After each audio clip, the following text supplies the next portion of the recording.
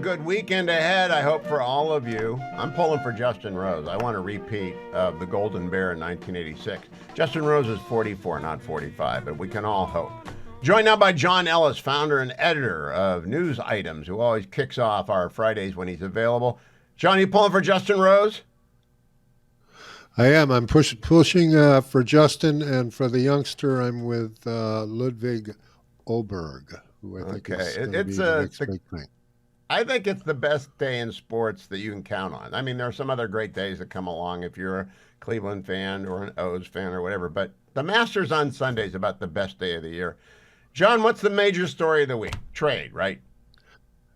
Yeah, the trade and the tariffs, and I've come across sort of two theories of the theory of the tariff case, and the first came from a friend of mine who I met when I was a fellow at the Combating Terrorism Center at West Point, and he wrote an email to me, which I'll read, which goes like this: My old professor, Rod McFarker at Harvard University, who was a serious East Asia expert, stated with some certainty that China would implode if its annual growth rate fell below 3% for 2 consecutive years. With all the negatives facing China, including demographic trends, youth labor problems, water shortages, dumping allegations, overcommitment to the Belt and Road Initiative, rising labor costs, etc., my guess is China's growth rate will plummet below 3% this year and will implode this year without access to the U.S. market. Either President Trump is an idiot, which could be the case, or he is the mastermind of regime change in China without the U.S. having to fire a shot. Stay tuned, but keep this email in case I am correct. So that's the best case one can make for the tariffs. The other case is that it's blazing saddles, but there's no sheriff. Okay. Okay. I'm in the middle ground somewhere. That they've gotten, Scott Bessent has guided the president's long-standing love of tariffs into a strategy that has divided the world in Cold War 2.0 with some clarity, John. Do you think it's having that effect, that you're going to be with us or you're going to be with China going forward? I'm not versed enough to know, but it is extraordinarily risky, and a lot hinges on the outcome, that's for sure. Oh, I always get nervous when the Fed feels like it's obliged to go out and say, not to worry, markets, we'll keep it liquid. That's never a good sign in my experience. I thought the early, go ahead. Now, I was going to ask you about oil prices, but go ahead if you have a comment on the Fed reassuring us, which is never reassuring. No, I thought at the early part of the weekend there was a real question as to whether the Fed would have to intervene, that we were in a Silicon Valley Bank sort of situation or a 2019 repo crisis, that it seemed like that's where it was heading. And fortunately, Trump called off the tariffs. He backed off, and so the situation sort of righted itself, at least for the time being. But I don't know, Monday or Tuesday, I really thought that it might require a Fed intervention. The only thing that really scares me, John Ellis, is a liquidity freeze, because John Campbell, who was in the Congress at the time and chairman of the subcommittee on the Fed, used to meet with Ben Bernanke. And he voted for TARP, even though he's a real conservative, because the overnight money market funds froze. And everything collapses as if that ever happens. I don't know much about economics or markets, but I know you need liquidity.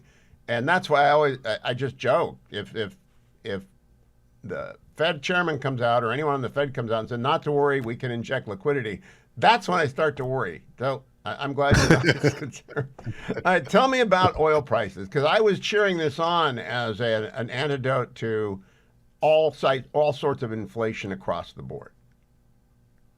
Yeah, I mean, the collapse of the price of oil, which is, a lot of things contribute to that, but obviously the sentiment that the economy is going to slow down and therefore there'll be less demand, et cetera.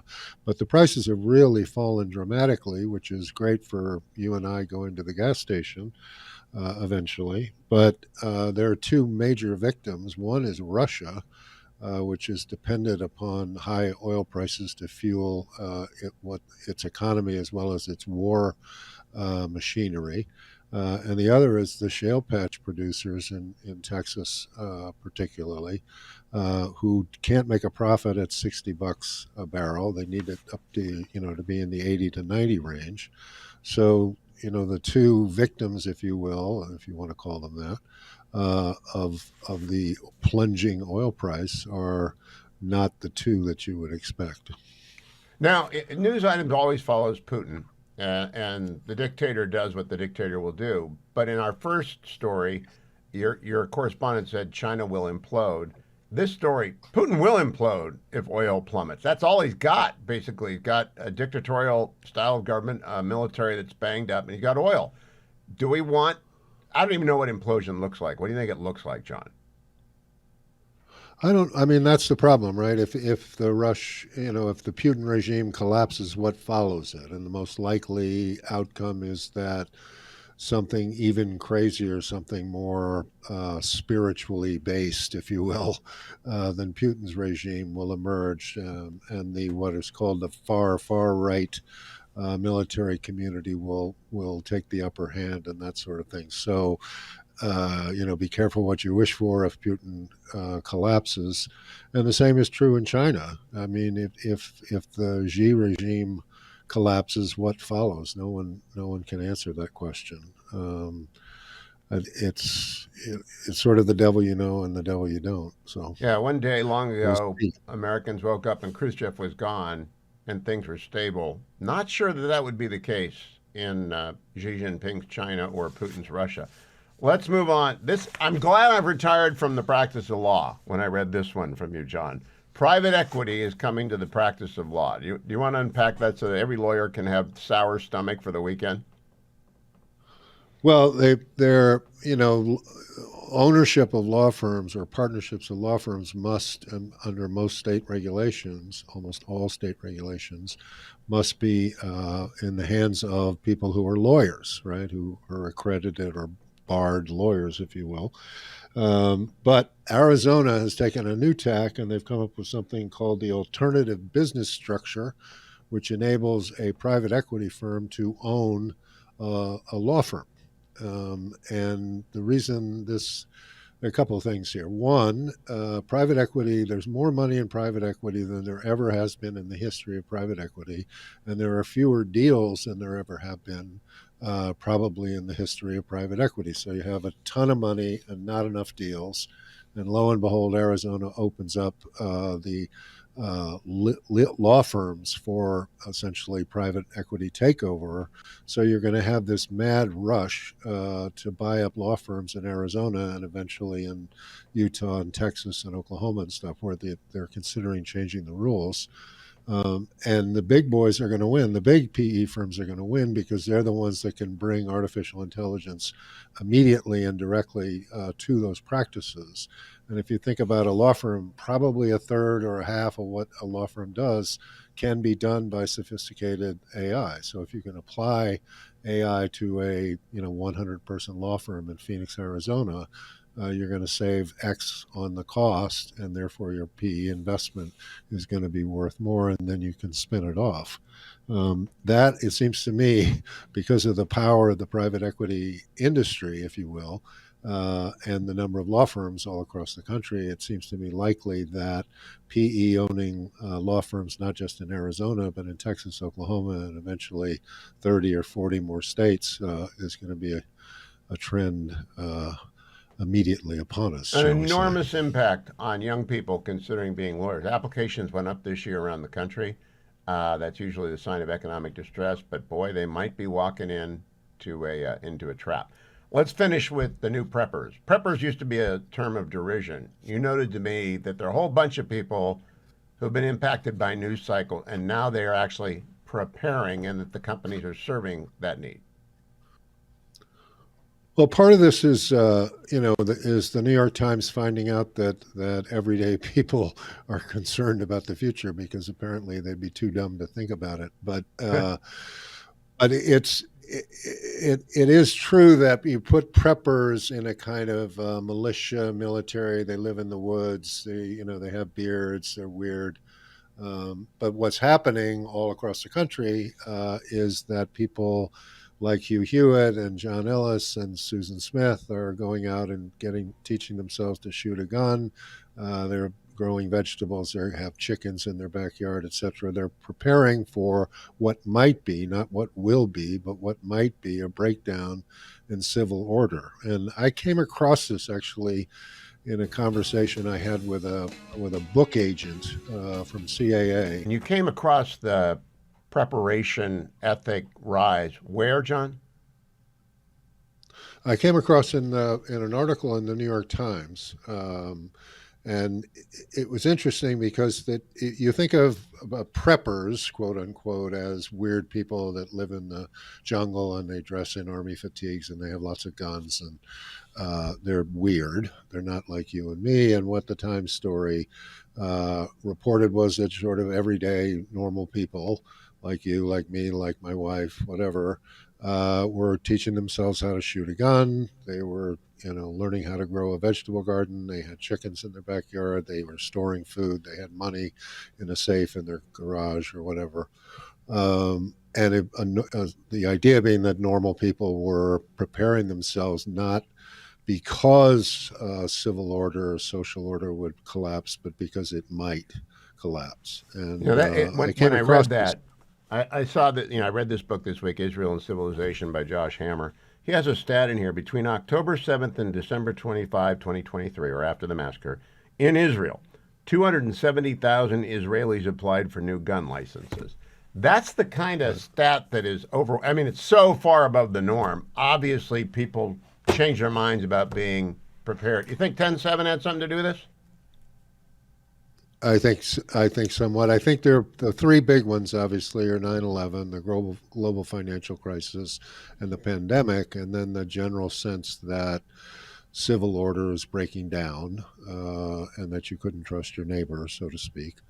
I came across this in a conversation with a book agent from CAA, which is one of the leading talent agencies in the country, and he was talking about a dinner he went to, and he asked the question, he was with three other gentlemen, and he asked them, do you guys have money at home that in the event of an emergency you can get access to cash? And he said, because I have $1,000, I wonder what you guys had, and all three of them had $10,000. Whoa. These are people, that they're like in that HBO show, right? They're Hollywood film producers, talent agents, that kind of people. But they too are preparers. They're citizen prepared people, and it's a trend and it's an interesting one. And we'll see. We'll see. And a new market will serve it. People will figure out how to teach even the most uncoordinated of us, including me, how to use a gun if that happens. John Ellis, founder and editor of News Items. Thank you as always. Great Friday. Enjoy the Masters. You and I are pulling for justice. I hope that's the case. Take care. Okay. Bye-bye. Hope you're ready for a great weekend. I am. It's Masters weekend. I'm always happy when it's Masters weekend. And the Guardians swept the White Sox too, so I'm happy about that. So we're 6-6 and back in the hunt. I did get a follow-up from John, if you listened to the State of the States yesterday, the American Legislative Exchange Council, and that's ALEC, ALEC.org. And if you want their weekly newsletter, it's alec.org/Hugh. The follow-up is that Tennessee lawmakers approved HB 825, which is called the Teen Social Media and Internet Safety Act. And it's the fight to just make sure the curriculum teaches kids how to be safely on the internet. And it's based on a model ALEC statute, and this is why ALEC exists. Provide real solutions that are actually constitutional and workable to states like Tennessee that then move it forward. ALEC.org/Hugh if you want more details on that. And I want to make sure we're getting very close to the Job Creators Network annual Freedom Fighters Summit. It's going to be May 1 and 2 in Savannah, Georgia. I'll be there with the fetching. And Mike Gallagher will get there, although if you follow him on Twitter, who knows where Mike is? He's been in an endless airline screw-up somewhere in Alabama. I imagine the weather is bad down there. And he doesn't complain. He just takes pictures and keeps us posted where he is. He'll be there if he leaves his house again. I'm not sure that he ever will leave his house again. Bill Bennett will be there, Governor Glenn Youngkin, Governor Brian Kemp, lots of wonderful people, Kellyanne Conway, Stephen Moore, lots of great people, lots of great entertainment in Savannah. But you got to get your tickets if you want to come, and they're dwindling by the minute. If you want to get a ticket, go to jcn2025summit.com. Job Creators Network, okay, the initials, JCN. jcn2025summit.com. jcn2025summit.com. And if you use the promo code Salem, your second ticket is half off the price of the first ticket. So you can go as a couple for, one and a half the cost of going as two singles. So investigate it, find out who's going to be there. It's wonderful. Savannah's wonderful. Hopefully it'll be great weather, beautiful weekend, a lot of fun. Look forward to seeing you there on May 1st and May 2nd. Speaking of vacations, I was listening to Douglas Murray on the Joe Rogan Experience. I've never listened to a Joe Rogan Experience before because he's a comedian and entertainer, and he's very, very good at it. It's just not my cup of tea. But I saw Douglas Murray was going to go on, and there's a comic named David Smith. And to say that they got filleted by Douglas is to be kind. Douglas is one of the most informed people in the world on Israel. So you really don't want to mess with him on Israel. And he asked David Smith, who has very strong opinions about Israel, and they're very critical of Israel. Apparently, I've never heard David Smith. I didn't know who he was until I saw this. Have you ever been to the crossing point? Not only has he not been to the crossing point, he hadn't been to Israel. He hadn't been to Gaza. He hadn't been to the region. And I thought, well, he needs to know about goisrael.com. That's a website sponsored by the Israeli Ministry of Tourism, one of my sponsors, and it's a part of the government. But if you go to goisrael.com, you can plan ahead. And if you're going to get deep into the weeds on the debate, any of the debates about Israel, but if you're going to hold forth, if you're going to have lots of opinions, maybe you ought to go. Maybe you ought to go see and meet the people and understand.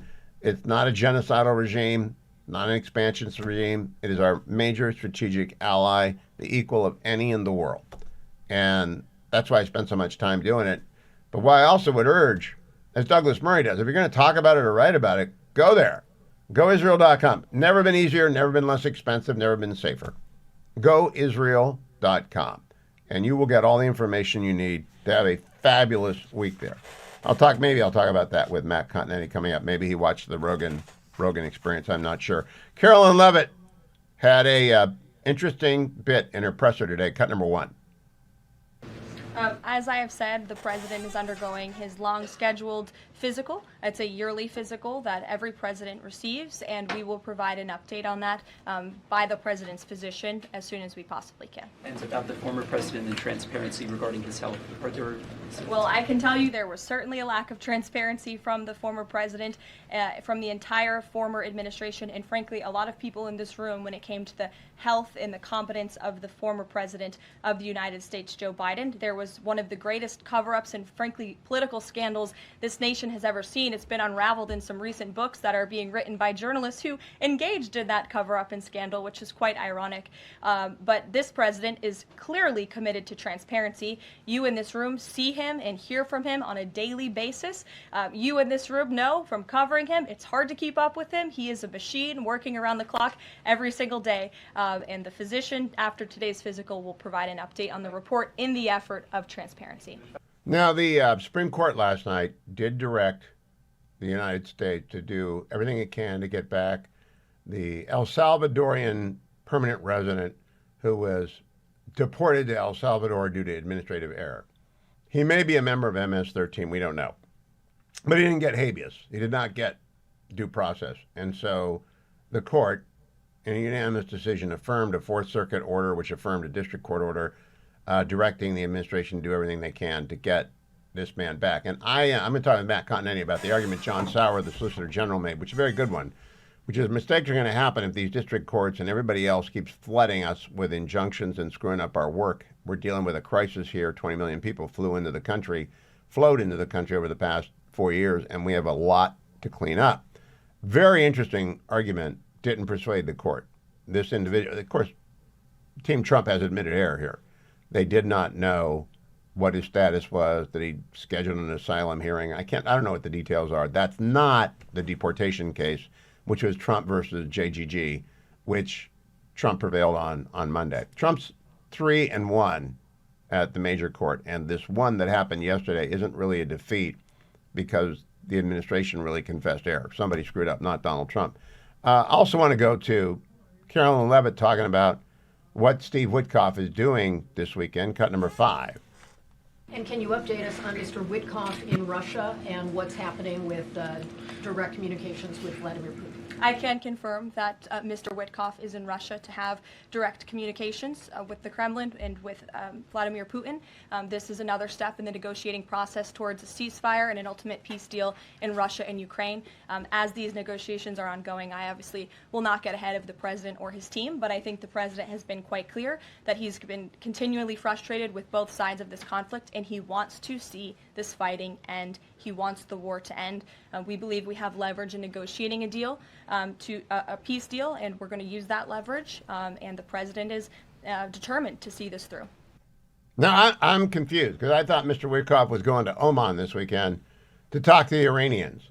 Maybe he's doing that too. I really want to interview him.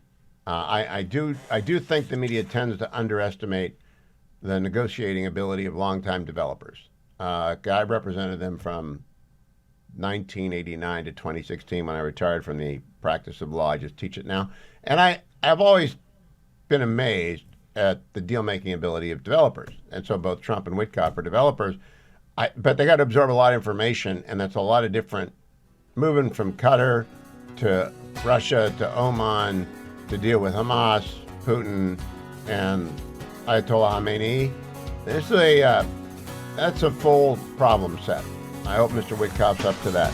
It's the weekend. That means it's time to talk with Matt Continetti, scholar at AEI, back in his Stasi cell. Does Mr. Doerr have an office like that, the head of the American Enterprise Institute?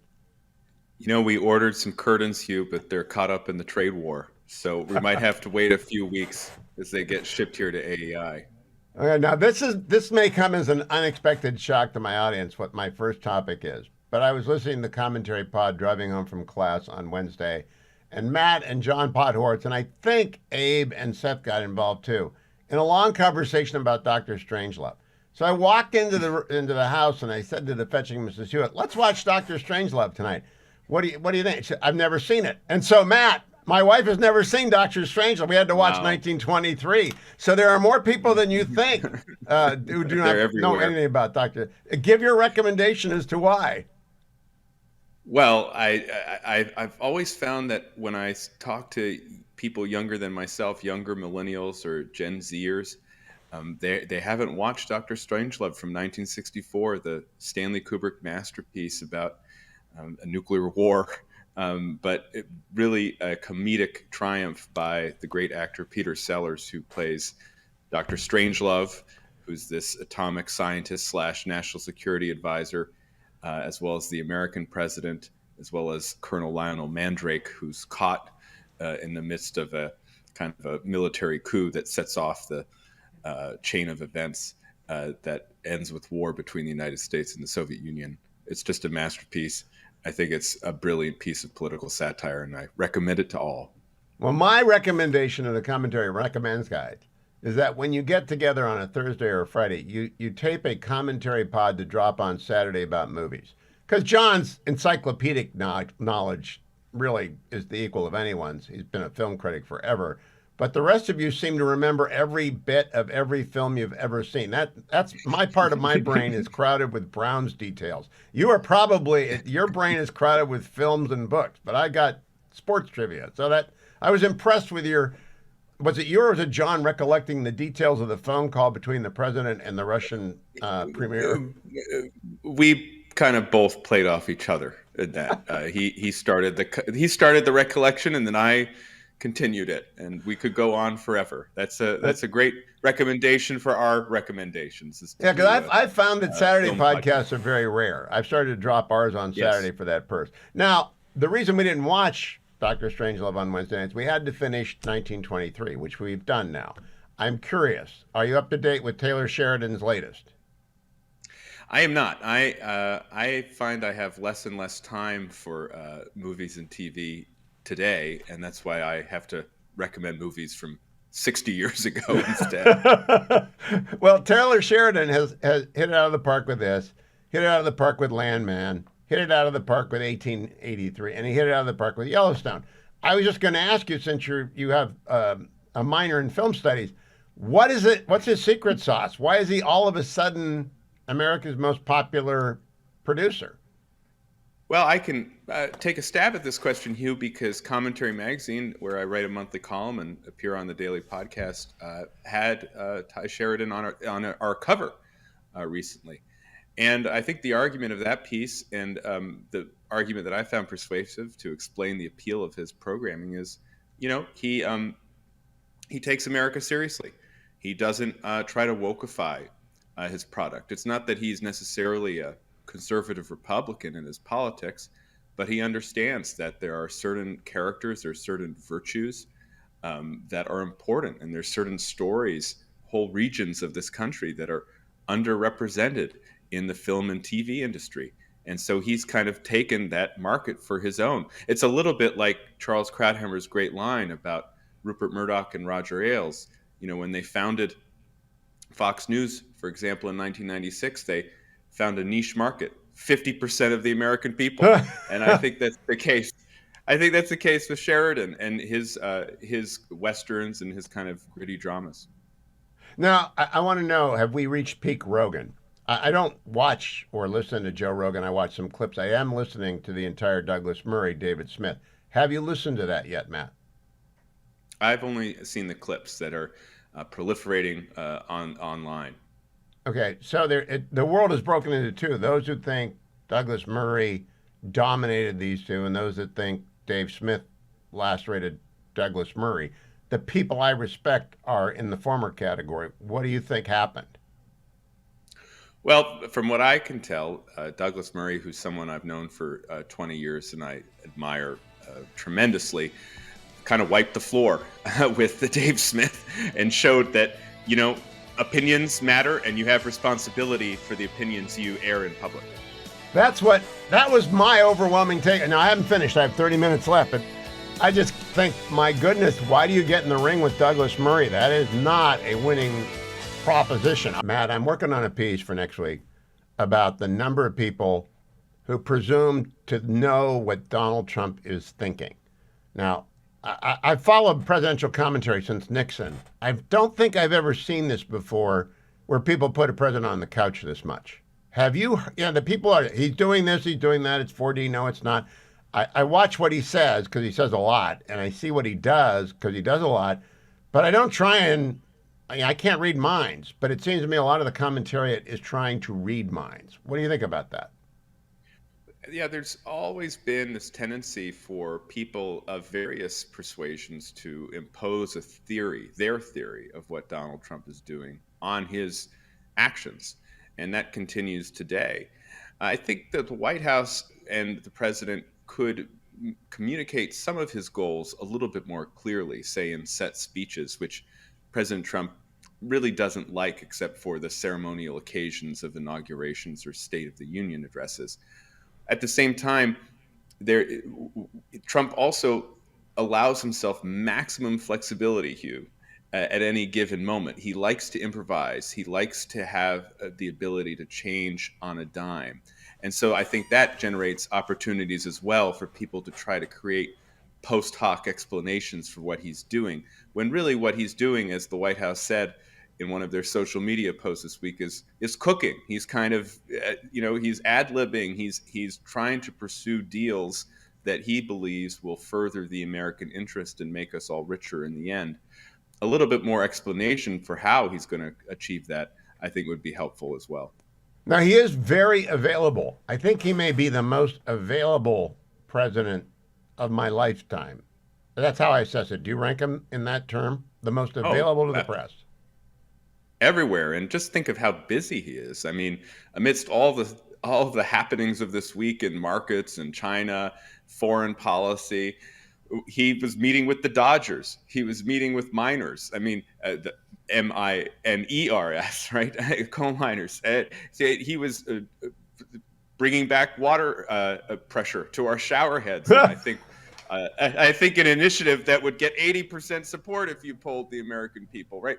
So it's a constant stream of activity. And yes, in the midst of all that, he's incredibly available to answer questions. What you don't see so much is, the address to the people from behind the desk or in the East Room saying, here's what I'm going after, here's why, and here's the metric by which to judge my action. Definitely not. It's not his approach. He's actually not very good at the. As someone once said about Churchill, he was excellent as standing artillery from long range, but he wasn't mobile. I think it's the opposite with Trump. The long range shot is not his deal, but he's awfully mobile with moving with a gun. Stand by, Matt. We're coming right back. I'm going to talk to you about what John Sauer's argument was to the Supreme Court in the case that Donald Trump lost last night. The El Salvadoran who's been deported to El Salvador from Maryland. All due efforts must go into getting him back, according to the Supreme Court. Matt, Mr. Witkoff is in Russia. That was revealed by Carolyn Levitt today. And he's going to Oman. That was revealed last week. In the middle of this, we've got the immigration crisis. I'm going to do those two issues with you to wrap today up. First, let's do the immigration decision that came down from the Supreme Court. 9-0. Donald Trump has got to get whatever he can do to get the guy back from El Salvador, and I assume the president of El Salvador would cooperate with that. John Sauer, the Solicitor General, went to the court and said, errors like this happen because district courts are overwhelming us with ridiculous orders. And if they just let us do our work, we wouldn't make mistakes like that. Court wasn't hearing that, but I like making that argument because I think there's some truth to that there are too many district courts doing too many things for the administrative state to function efficiently. And I have some sympathy for that argument. Do you? Oh, I do. I came across some post on social media today, Hugh, from a liberal saying, the Supreme Court has never used its powers through the shadow docket, the kind of these emergency orders, as much as in the first months of the second Trump administration. What they left out was that we've never had district court judges extend their powers to restrain the executive branch to the extent that we've had in the second Trump administration. And so these judges who are clearly either participating in forum shopping, where certain interested parties are bringing them to specific judges that they know are going to rule in their favor, or they just have a view of President Trump and the world which is diametrically opposed to MAGA and to the voters who put Trump in for a second term. They've overextended, and so the Supreme Court is very busy trying to deal with all this. And yes, I'm sure the DOJ also finds itself kind of on its back feet and rushing to catch up and to respond to the various district judges who are waging this form of lawfare. Well, the system was overwhelmed by whatever was the number of millions of people who entered the country without invitation over the last 4 years. And I'm not a Cloward Pivens person, but overwhelmed is overwhelmed. And they're trying to get back up off their back foot and back into the business of the border is closed, but they've got to clean up the aftermath. I'm very sympathetic to the fact that mistakes are going to happen, but I also believe you got to have due process. And that was the ruling in Trump versus JGG, which is due process. The great writ lies wherever the prisoner is confined. And there's a lot of deference to the Aliens Enemies Act, but there's not that much deference, and we're not going to do forum shopping. That was the first step by the court. I found it encouraging. Do you expect there will be more? Well, they're certainly going to have more issues raised to the level of the Supreme Court. Kim Strassel in the Journal has a fantastic column today talking about some of the regulatory activity that the Trump administration is engaged in, and perhaps the administration is going to start junking regulations that it finds are overly burdensome without following the procedures set down by law, using an exception in the Administrative Procedures Act to just get rid of regulations. Strassel points out correctly that's going to lead to a lot of litigation, just as the immigration policies and the deportations have led to a lot of litigation. So yet the Supreme Court is going to be very active. This is the real trend we're spotting, Hugh, right now. Is in the second Trump term, we have an extremely energetic executive and a very busy court, and the Congress, it's just kind of plodding along, kind of laying the groundwork for that one big beautiful bill sometime in the coming months. Well, we should pause on that. I'm glad you brought that up. It wasn't on my list of things. But we should be talking about the astonishing fact that the Republicans did not, shoot themselves in the foot in the House. They actually Yeah. passed the budget, so they can now move forward with reconciliation. Those are tough negotiations, but it's 51 votes now in the Senate. That's what it is for everything that touches on this rule. Were you surprised that Speaker Johnson, Leader Scalise, and the rest pulled that off? I wasn't really surprised. One thing I've noticed about Speaker Johnson is the mainstream media has been writing his political obituary since Halloween of 2023, and somehow he's thriving in the job. And every time they set the bar for him, oh, his coalition's going to collapse, oh, he's going to lose his job, Speaker Johnson walks right over it. And that was the case this week. It was a difficult vote. They had to postpone it for a day. But when it came to the end, he got it across the line. And I think he has one very powerful ally, and that's Donald Trump, a president who has a 91% approval rating among Republicans, according to the Gallup organization.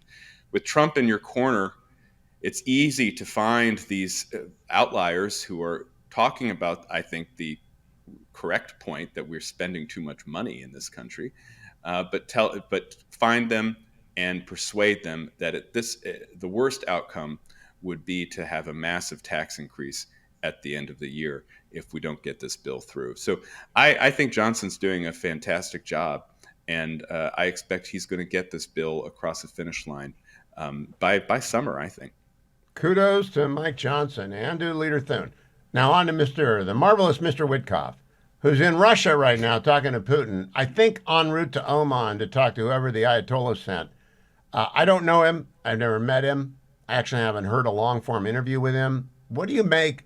I think I have great respect for developers because I worked for them for 27 years, and they're very, very confident and they're very, very brash. What do you make of this? Yeah.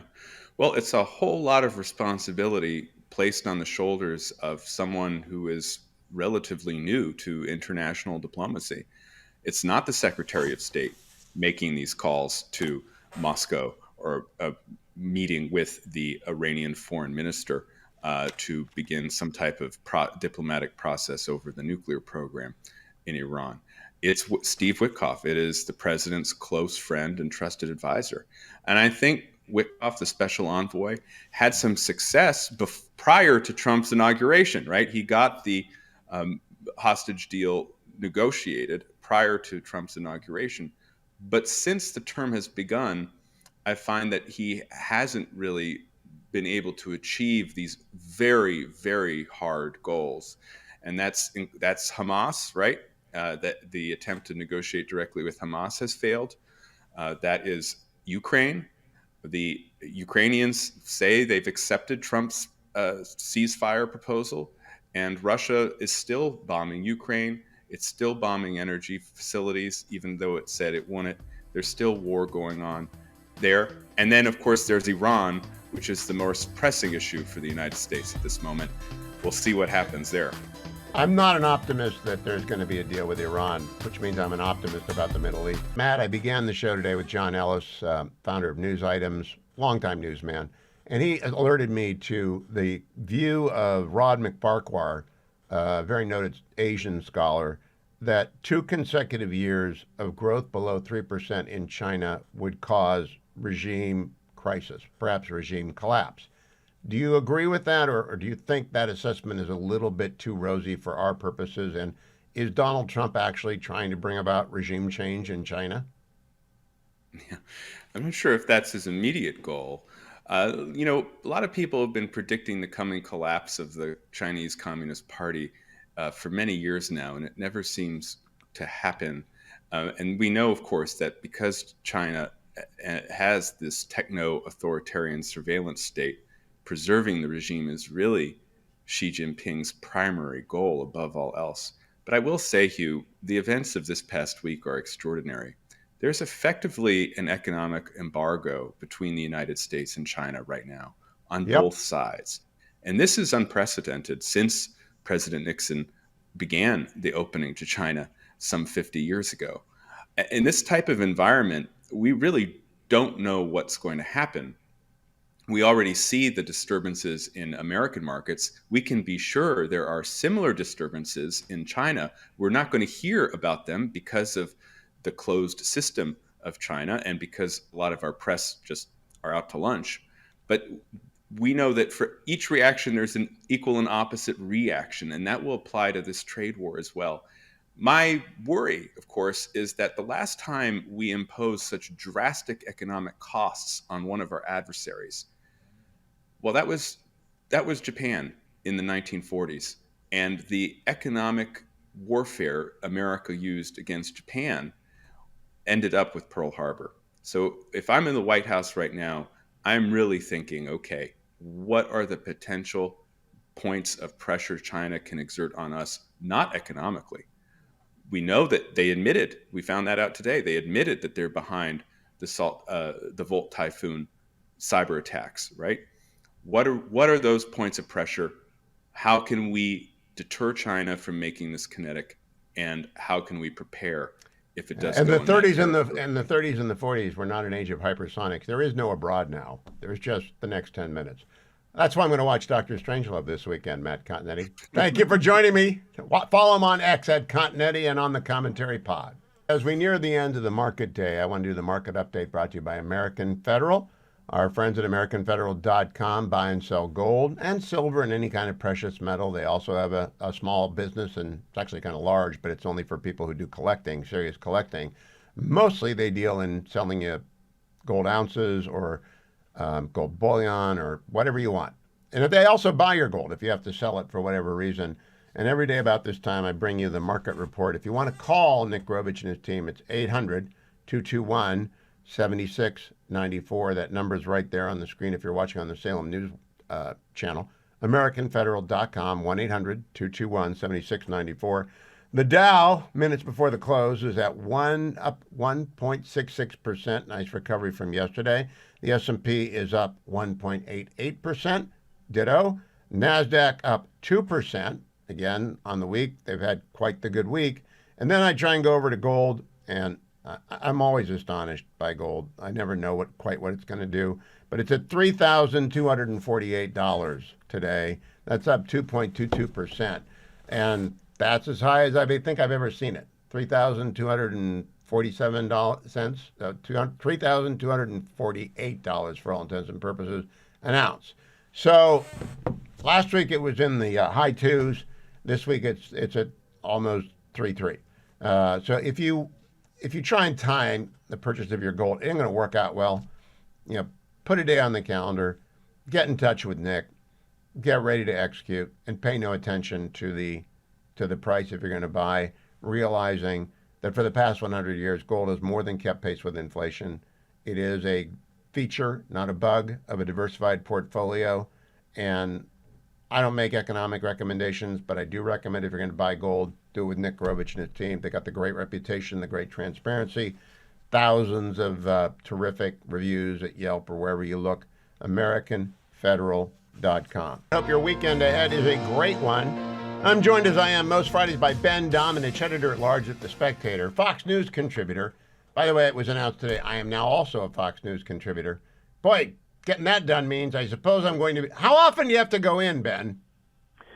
You have to say yes more often than not. That's about a month in my experience. Hugh, I just want to warn you, this is my daughter's spring break week, so I'm coming to you from the presidential suite at the lovely and historic Virginia Cavalier Hotel, which has been the host to 10 different presidents, from Coolidge through LBJ, and it's a historic place, and in fact, I think it's through Nixon, I should say. Where's the Virginia Cavalier? Is it in Richmond? It's Virginia Beach, and it's a lovely historic hotel. And so if you hear some squealing in the background, that's just because the little ones are running around and waiting for me to take them down to the pool. It's an underappreciated beach on the Atlantic coast. Virginia Beach. Congratulations on being a contributor, and I look forward to working with you more often in the days to come. And look, I think that they couldn't be adding you at a more fortuitous time, just given the state of the world. and the number of different things that you have expertise on in order to talk about. Well, I want to begin with other people talking. I don't know if you've had a chance yet to see the Joe Rogan Experience with Douglas Murray. So I have seen a good chunk of it, not all of it, only because of spring break and the like, but enough to see what happened. And were you familiar with David Smith? I wasn't before the podcast. So I actually have debated David Smith. What? Dave Smith in the past. In fact, I debated him on Will Kane's old radio show before he was elevated to TV on questions related to Israel in the immediate aftermath of October 7th, where I was obviously disagreeing with him then and disagree with him now. So, of the clips you've seen, I'm about 30 minutes from the end. And I would have warned everyone, don't walk into a room with Douglas Murray and propose to debate Israel's right to defend itself. Not a good proposition. But what is David Smith's shtick? Well, let me just say that Dave, I knew or first met Dave when he was back, in the kind of red-eye days of Fox, and he was a funny guy and really didn't seem to be all that political to me. He became a lot more political in the intervening time, and he became a very strident critic of Israel and of numerous people who defended Israel. I do not want to go too far and say I think that he's in the same category of people who think that Israel doesn't have a right to exist, but he's someone who certainly I disagree with. And I will just say to you that if I was going to debate Doug Murray, having known Doug Murray for quite some time, I would come a lot more prepared than Dave Smith came to that kind of drama. I mean, I just, if you're going to duel with Douglas Murray, you have to come with a full squadron of having done some moot courts and the like in order to prepare for something. Don't bring like a knife to a gunfight. That's a good rule. Exactly. Now, next question. I pose this to Matt Cotney too. I finished watching 1923 with my wife, and it's pretty remarkable television. What is Taylor Sheridan's secret sauce? He's now hit like 4 out of the park, and with Landman and 1883 and Yellowstone. What's his secret sauce? So the thing about Taylor Sheridan that I think people kind of miss is that one of his best works, and I don't know if you've seen it, but one of the things that I would encourage you to watch if you haven't is Wind River, which I personally think is the best movie. Jeremy? Yes. Yeah, Jeremy I have Renner. seen it. And the thing that I think that he really is, he reminds me of, Hugh, did you read Zane Grey when you were growing up? No, I any did, chance? but I didn't. No, I'm not a Zane. So Zane Grey is kind of, it's like the elevated Western. He wrote Riders of the Purple Sage. He wrote, some of these other books that are kind of, it's a notch above the kind of dime store Western. And what I think that Taylor Sheridan realized is that that's actually the sweet spot for American media, which is to say, we do like these genre things. We do like, the hero who's the guy with the gun and that kind of thing. But we also, he appreciates and respects his audience. And I think that he appreciates also that, like, there's an elevated level of romance and of history that he can play to that makes people interested and makes them kind of sit up and pay attention. And that's what I think is really going on there. I've met him very briefly at the American Rodeo. He's an intimidating guy in person. Obviously, you've seen him on screen. But it's one of these things where I think what he understood is that people do like these criminal procedurals. They like all these different elements of romance in the American West.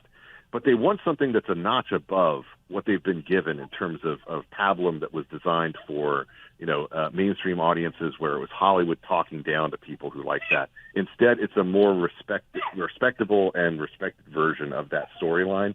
And I think that that's something that he's recognized, and now everyone's rushing to imitate it. Well, I don't know that they're going to be able to pull it off unless they really know the West. And I guess there is a long series of fine essays on how the frontier figures heavily in the American psyche.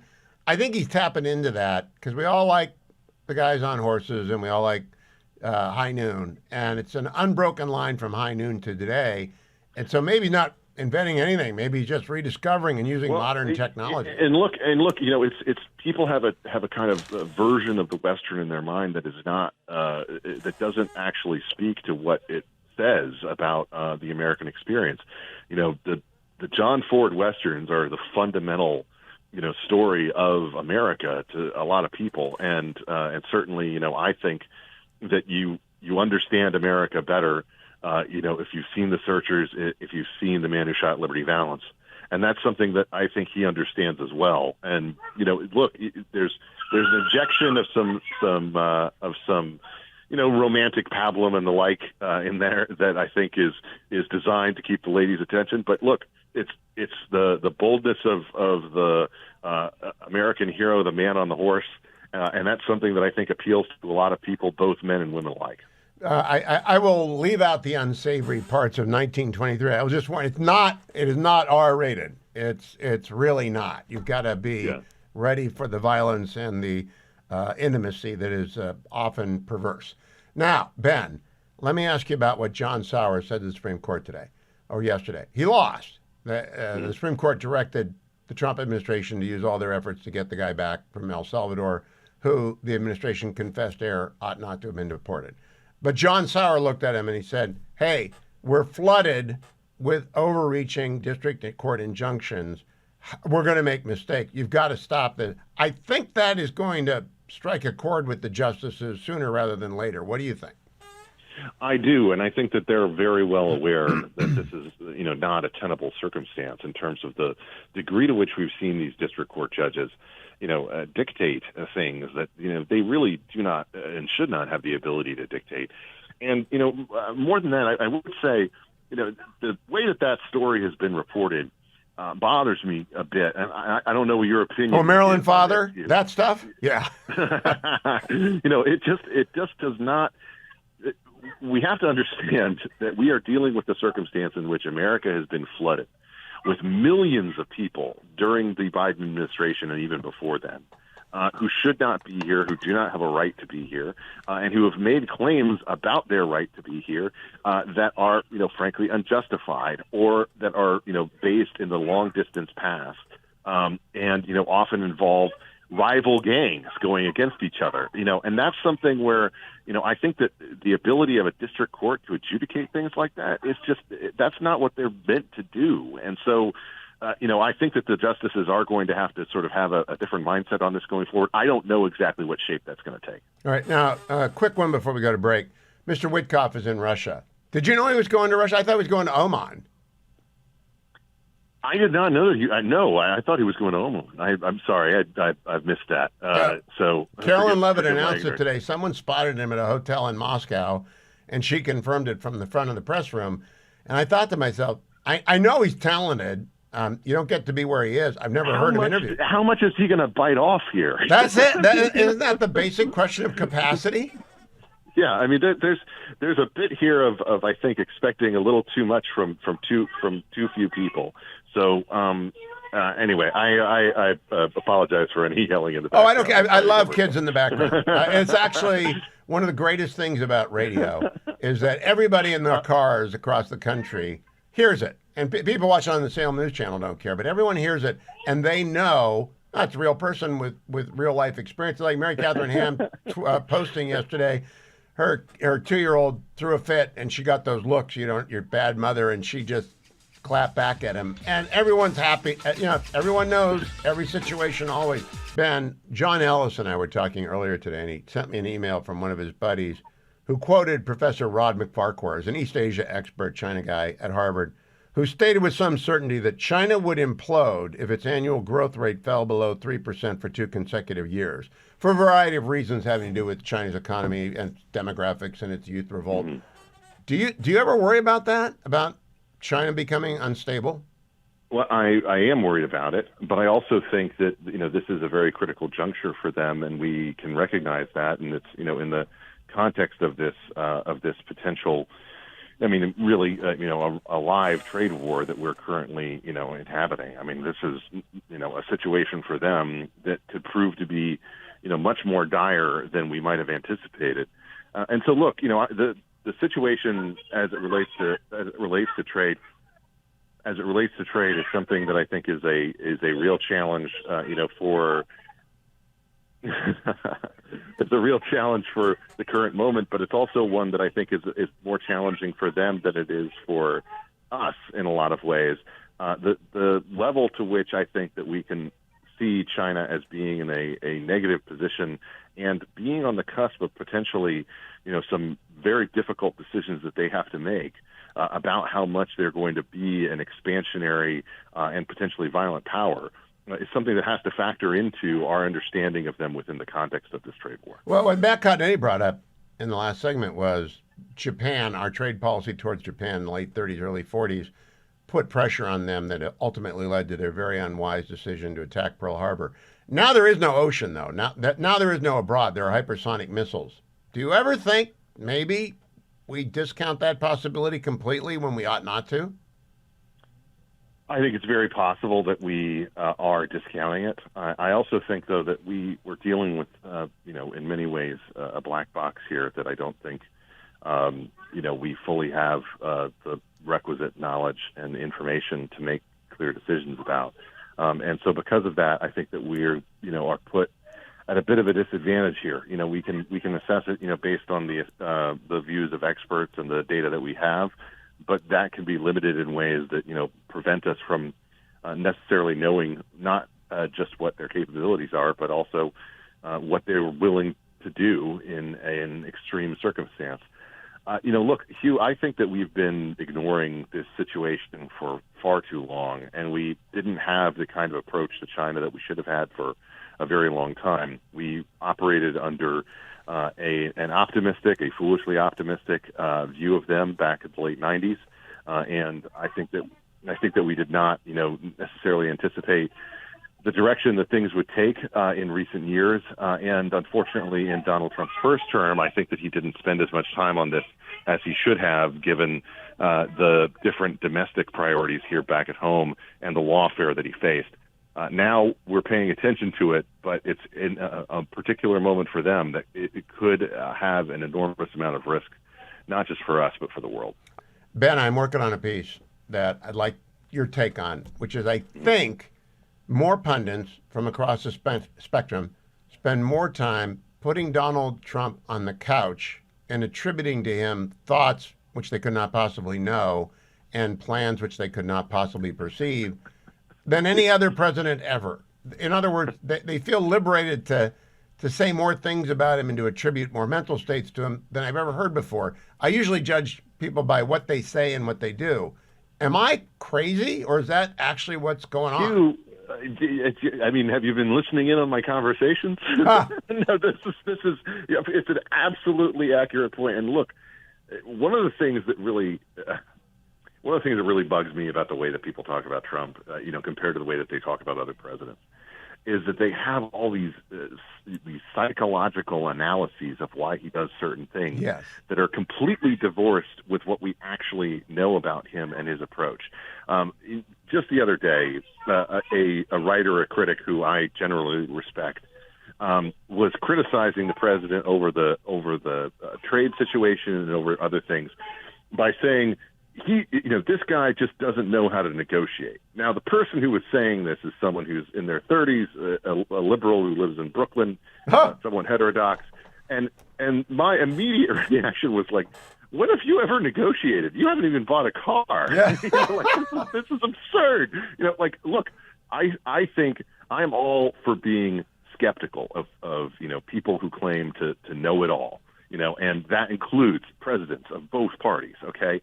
But what I do know is that presidents of both parties have a lot more experience when it comes to international politics than I do. And so because of that, I think we have to evaluate them based on what they're doing and based on what we know about their priorities. When it comes to Donald Trump, I think that he is someone who works a lot more on instinct than the traditional politician does. I think he also likes to throw things out there and see what happens and then evaluate what his next step should be. And we know that by now. We've seen it happen, time and again. If you want to get into some kind of psychoanalysis of why that is, you could come up with some reason. You could say that, but I'm just sick and tired of this whole his daddy never loved him kind of approach. Well, I to go back. I think evaluating. everyone, not everyone, but many, many people have enormous sunk costs going back to 2015. 100%. He can't win. He's crazy. He's a sociopath. He's vainglorious. He's obsessed. He's making a profit. He's getting rich. He's not getting rich. Everything at the same time. They've all got sunk costs, and they can't cut them loose. And to me, this is get away from your sunk costs. Reevaluate things based on what you actually see happening in front of your eyes. And what I see happening, quite frankly, is that he's moving very fast at an accelerated fashion, because last time around he feels like he never got an opportunity to do that because everything fell apart before he even got in with the Russiagate stuff and everything else that came off, right at the beginning of his administration. And this time around, I think he came into this saying, the first 100 days, we're going to get as much out as we can. We're going to be, accelerationist in a way that is going to irritate some Capitol Hill Republicans, but is also going to use the political capital that I have. If you don't use that capital, you're not going to be able to use it in the future. And I think that that's a smart move. I think that that's something that is astute and is approved of by the people who are around him now, which doesn't mean that every way that he's going to use it is going to be right. I mean, I certainly disagree with some of the things that have gone on within the early days of this administration, but I do understand the mentality, and there's nothing that needs to be psychoanalyzed about it. It's simply understanding you have this power right now. You may not have it in the future. You might as well go ahead and use it to do the things you think need to be done. Okay, let's close with Mike Johnson pulling another rabbit out of his hat, because as of Thursday night, no one thought he was going to get it done. Here it is Friday, and it's done. The budget is done. Reconciliation is unlocked. That's the magic process by which it only requires 51 votes in the Senate to pass what is called following legislation. I'm impressed. Are you impressed? I am impressed with Mike Johnson because, quite frankly, I think of him, we want to talk about psychoanalysis, I think of him as being the church deacon who ended up being the pastor by accident.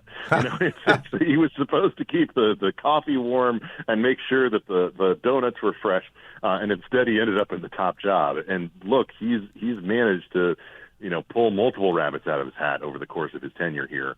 And I think that it is impressive and that we should appreciate it. And certainly Republicans should appreciate it because it lets a lot of them, I think, off the hook in a way that would have been problematic had things gone the way that they could have potentially. We are very lucky to have him. Ben, enjoy the rest of the weekend at Virginia Beach. A beautiful beach. It's absolutely a beautiful beach. I hope you have a good weekend of weather down there. Enjoy, my friend. Thank you so much. Talk to you. See you in the green room soon. As I was saying with Ben at the start, Fox News announced today I'm going to become a contributor. What that just means is the number of appearances I have to do and like doing on Fox News will go up significantly, beginning with Special Report tonight. And I do enjoy Special Report. I think it's the last real, genuine, old-fashioned news show in the network business. The rest of them are broken. Brett's not broken. He's America's newsroom. Man, I love working with him. Love working with Dana and Bill in the morning. I'm still doing my Salem Radio Network show. I'm still doing my Salem News Channel show. I'm still here.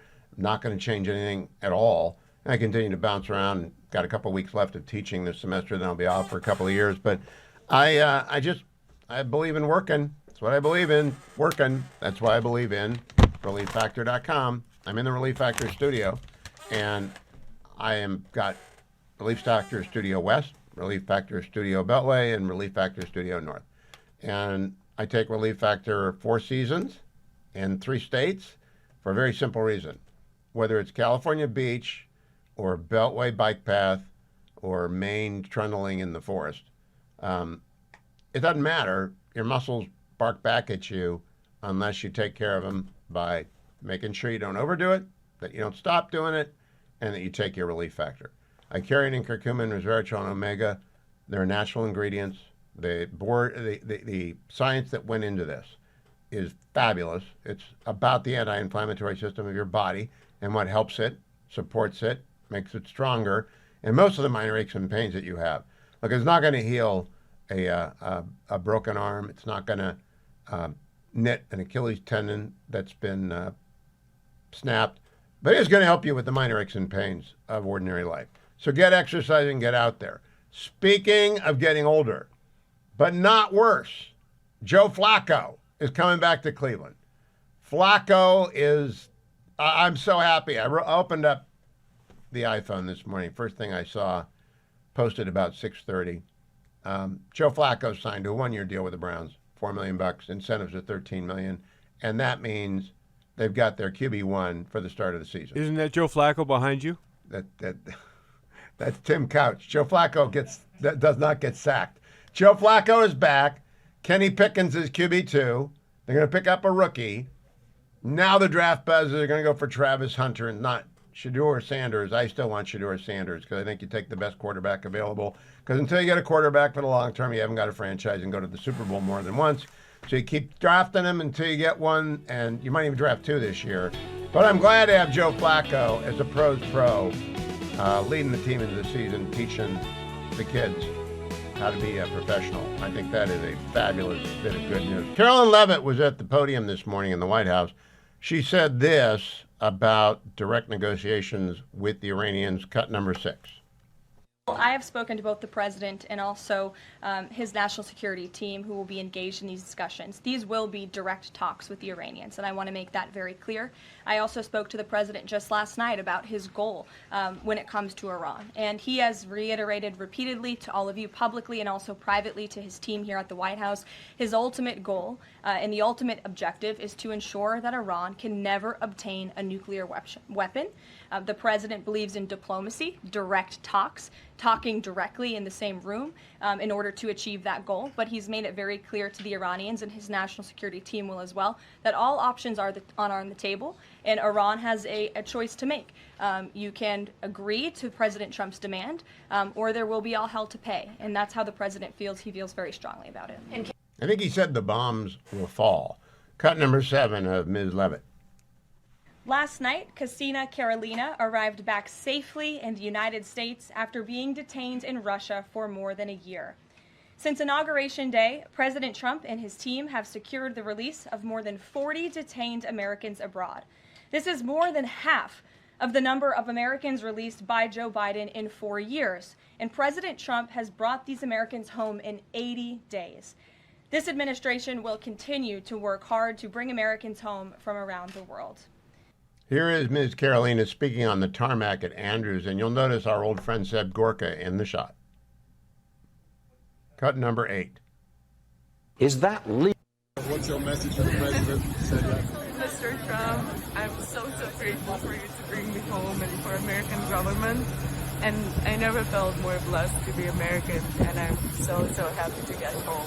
Thank you. Welcome home. Thank you so much. There's also a response to the court ruling today from Ms. Leavitt at the front of the room, cut number 4.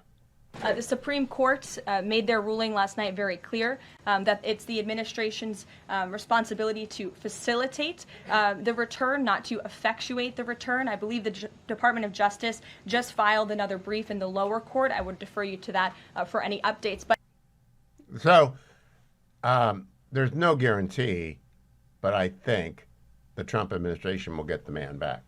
There's no upside in alienating the court, and there's no upside. They won 3 in a row, so this is not that big of a setback because the administration confessed error in the processing of the deportee, and therefore they sent the Solicitor General in there to argue errors are going to happen when we're flooded with this many ridiculous lawsuits. But the court said, nevertheless, he did not get due process. A mistake was made. Bring him back. Doesn't mean he's going to stay, but bring him back. Carolyn Leavitt also spoke directly to the foreign nationals living here in the United States. Cut number 3.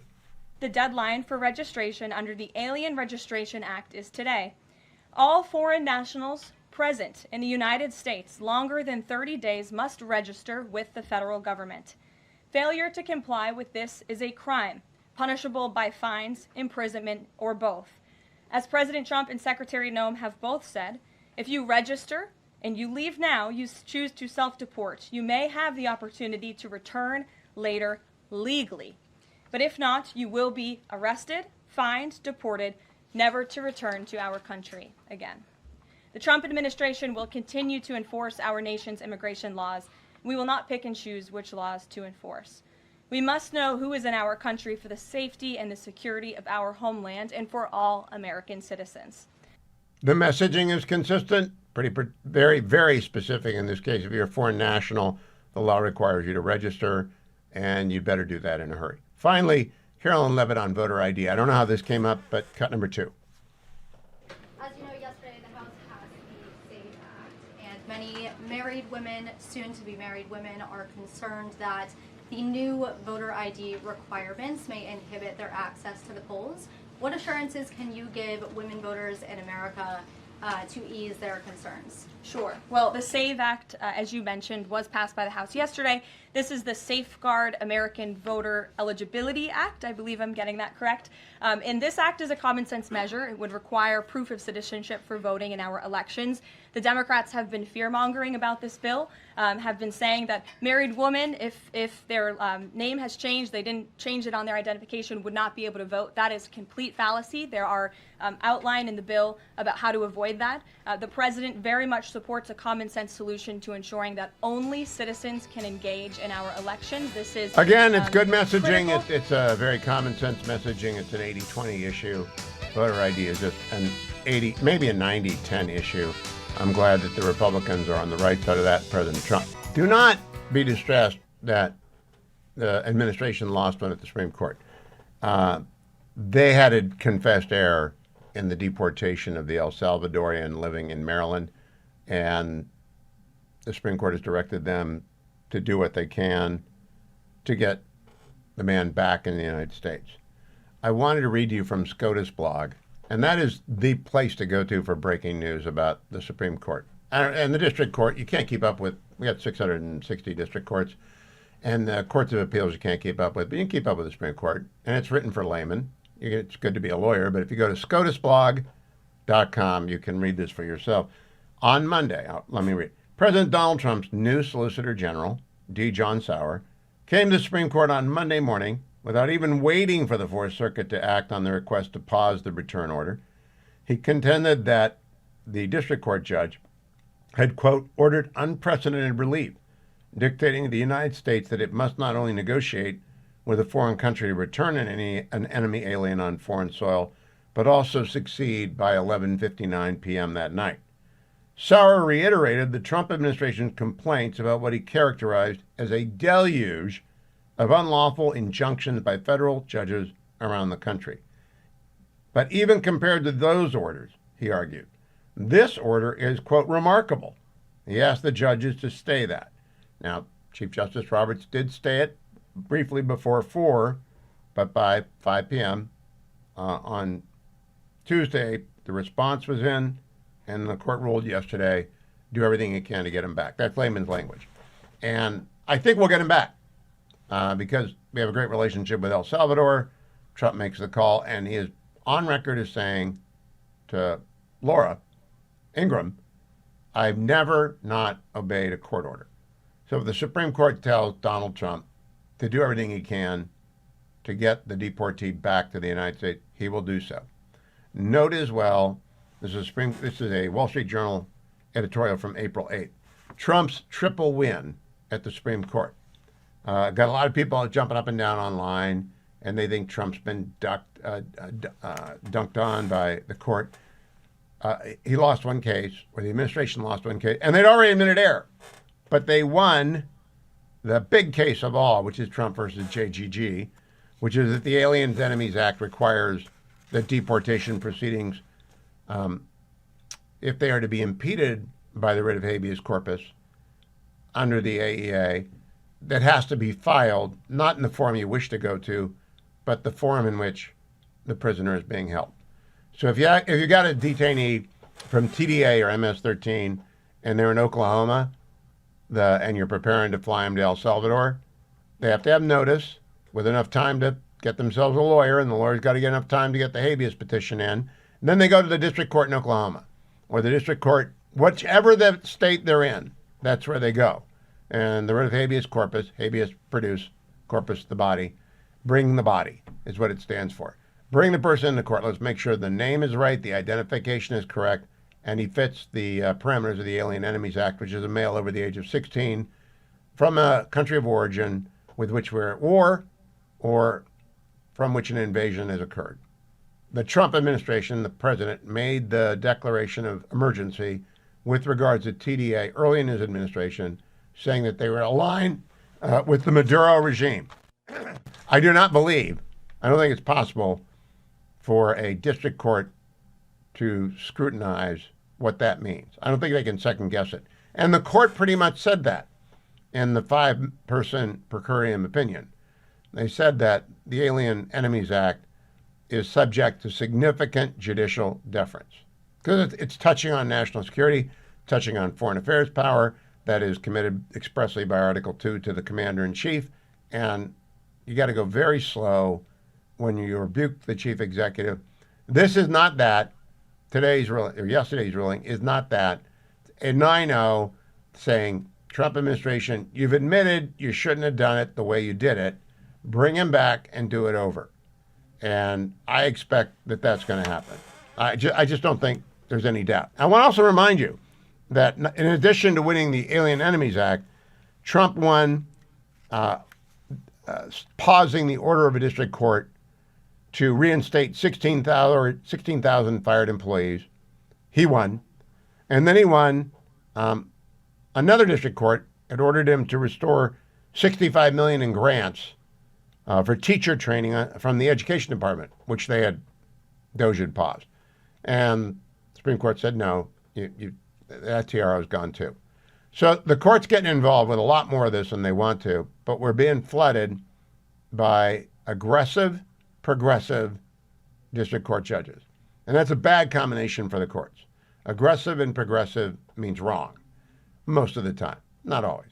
But most of the time, progressive and aggressive means the conservatives will win. The originalists will win because they're always making stuff up. Like Judge Boasberg made up stuff. He shouldn't have had the case. 9-0, not 9-0, 5-0. He should not have had the case. 5-4. He should not have had the case. It was not supposed to be in the District of Columbia. Should have been filed in either Louisiana or Texas. I'm not sure where the deportations occurred from. I think it was Texas.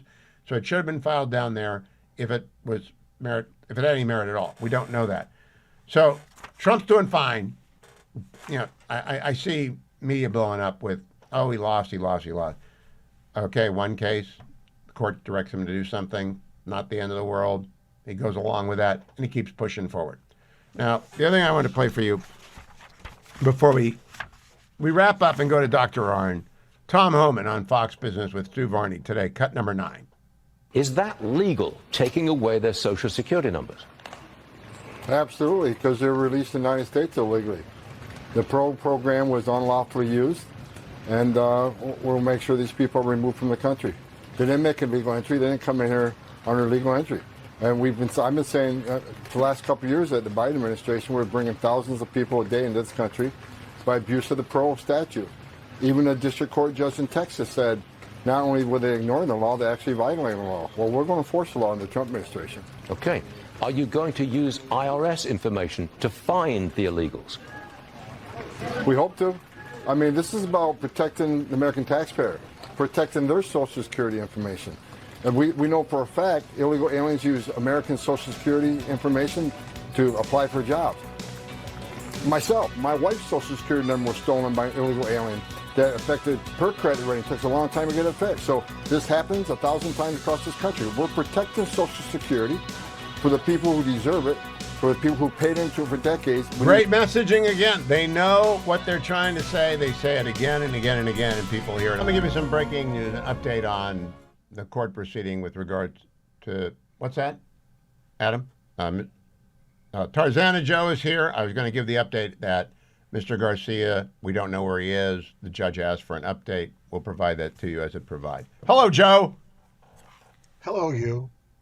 What are you wearing? It's a wonderful time of the year. Oh, you're getting, it's Masters hat. The azaleas are blooming and everybody's out there on the golf course. However, it does pose a challenge. Leading in the causes of my personal disasters is trying to write poetry while I watch the Masters. I rather like a challenge, and it's really quite exciting, but my left hand doesn't know what my right hand is writing. Maybe you're a genius, or maybe you're a dunce, but there aren't many people who can do two things at once. I think about the Democrats while working on my stroke. They want to claim the middle ground, but can't give up the woke. They want to tax the billionaires right down to the final penny, then say that they prefer a world where there aren't any. They say that Trump cares only for the rising price of stocks, then call it a disaster when the Dow is on the rocks. A sign of certain wisdom, the philosopher once said, is working out the synergy of two things in your head. For those who fully understand, that's how the game is played. Like making use of tariffs to bring about free trade. Like making clear to China not to bite the hand that feeds you, and following the evidence no matter where it leads you. Did I write a poem just then? I think I musta. Now, if you'll excuse me, I'll just head back to Augusta. That's Two Thinks at Once by Tarzana Joe. You know, Joe, I think today has opened up a whole new vista. If people are watching on the Salem News Channel, they can see that Joe is attired in classic golf gear. So I think maybe each week you ought to find the gear to go with the poem. A little bit of a challenge. One and done. One and done, you. One and done. Are you rooting for Mr. Rose at 44, I think the oldest? Wonderful EV1. I'd love to see Langer and Couples make the cut. And I just want to see some wonderful golf, which is not what I see when I play. So that's why Sunday afternoon at the Masters is the best day in sports that you can count on. There are other great days, like when the Cavaliers win Game 7 against the Warriors in 2016. But there's a great day every year. It's Sunday at the Masters. Tarzana Joe will provide the poetry you need for whether it's hockey or golf, tennis, swimming, whatever kind of sport you're involved in. If you write to him at tarzanajoe@reagan.com, and all of his work and his books are all available at tarzanajoe.com. I hope business is booming in the spring, Joe. Absolutely booming. Love is and in the air. Don't watch any golf. I hope the Masters. You can't do two things twice at once, Joe. Thank you, my friend. TarzanaJoe@reagan.com.